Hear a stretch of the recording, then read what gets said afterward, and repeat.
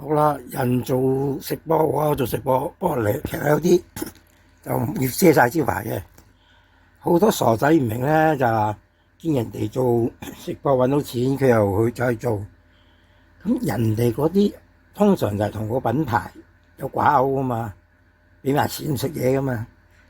你又學人出去食，結果咧，如果你講嘅嘢中間有啲唔妥咧，隨時惹官非嘅。真係蠢材。好啦，咁而家因為見呢隻算死身雪嘅，好似，因為而家其他出嗰啲咧全部都辣味，我唔中意。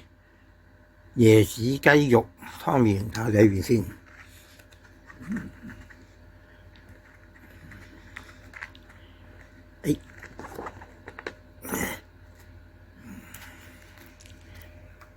嗱，咁佢又真係有啲菜嘅碎啦，咁就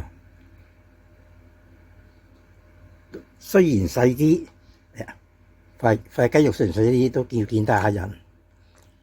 咁同埋個最重要唔辣啊嘛，應該唔辣個菇嘅。中間食嘅過程唔好影啦，係咪？大家話啦，識做噶啦。啱啱試緊味，有驚喜喎！個價錢比而家市面上嗰啲低一啲啦。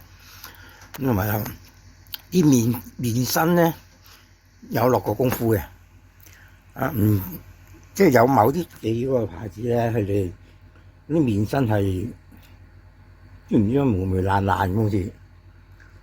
咁就湯底啦，湯底又清清地幾好，又冇乜油嘅，睇下見。